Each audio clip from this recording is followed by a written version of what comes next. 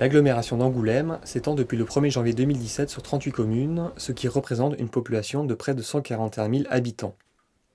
Cela induit donc une consommation hydrique importante. La problématique de la gestion de l'eau revêt par conséquent une importance toute particulière. L'une des priorités de Grand Angoulême est de fournir aux habitants une eau potable de qualité.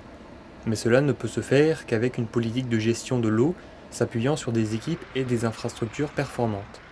Il faut comprendre qu'une agglomération possède différents éléments structurels. En premier lieu, il s'agit de prélever l'eau à partir d'un captage sécurisé et de lui faire subir différents traitements afin de la rendre potable. Une station de pompage permet de récupérer l'eau directement à la source. Dans le cas de l'agglomération d'Angoulême, l'eau provient principalement des sources de la Touvre. On fait le parallèle avec le cycle de l'eau dans la nature. Bon, l'eau qui s'évapore, les pluies qui tombent, qui vont dans les rivières et puis qui retournent à l'océan. Ici, en fait, on prend l'eau dans une ressource, on la traite, on la rend potable, et après on l'amène au robinet des gens qui la consomment, puis les gens la rejettent et elle revient à la ressource. Alors on injecte des produits en entrée qui permettent de retenir un maximum de matière. Ça passe à travers un filtre du sable, ça filtre. D'accord. Et dessous, on a de l'eau qui est filtrée, dans laquelle on injecte du chlore. D'accord. L'eau est stockée et ensuite on la pompe. Voilà. D'accord. Donc c'est un traitement très très très simple qui répond à la réglementation actuelle de qualité d'eau. La préoccupation, c'est qu'il y ait toujours une continuité de service. D'accord. Que les gens, quand ils ouvrent leur robinet, il y a toujours de l'eau qui fassent une action mécanique. Si vous êtes chez vous, que vous ouvrez le robinet, qu'il n'y a pas d'eau, vous dites bon, il y a un problème. Les gens, ils attendent aujourd'hui qu'il y ait de l'eau au robinet. Et qu'elle soit.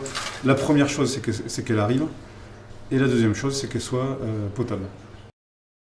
Mais avant de parvenir jusqu'à chez nous, ce sont plusieurs dispositifs qui sont mis en place. L'eau est tout d'abord stockée dans des châteaux d'eau pour créer une réserve. L'eau parvient jusqu'à chez nous et nous l'utilisons pour nos tâches quotidiennes. Nous la rejetons ensuite dans les canalisations de la ville qui les envoient directement dans la station d'épuration.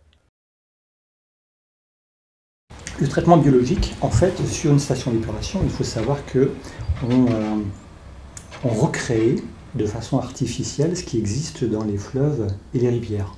Donc, à savoir, nous, on booste le système biologique en injectant donc, de l'air pour les micro-organismes.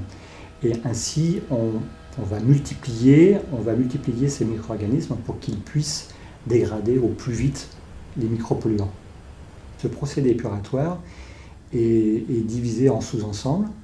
Donc, le premier, ça va être le pré-traitement, dans lequel on va récupérer donc, les plus gros déchets. Grâce à un dégrilleur, on va récupérer les plus grosses matières des eaux usées.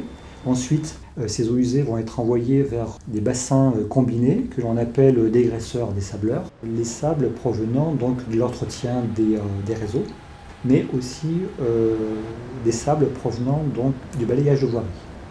Et effectivement, ces sables font partie de ces sous-produits valorisés. Ensuite, en sous-produits, on va rencontrer donc les boues qui sont donc le résultat final du traitement biologique. Donc ces boues d'épuration, aujourd'hui, sur l'ensemble du Grand Angoulême, ce sont des boues qui sont totalement valorisables. Donc ils sont transformés en compost, et ce compost revient ensuite sur les terres charentaises pour être exploité par les agriculteurs. Toutes les infrastructures mises en place permettent une harmonisation du traitement des eaux et sont en accord avec les valeurs de la société actuelle qui se veulent orientées vers l'écologie. Elle répond aux besoins de sa population dans le respect de l'environnement. Cependant, pour les aider dans leur démarche, c'est à nous qu'il appartient d'agir pour contribuer à respecter ces processus. L'agglomération œuvre au quotidien pour améliorer la qualité de vie de ses habitants, alors pourquoi pas l'inverse ?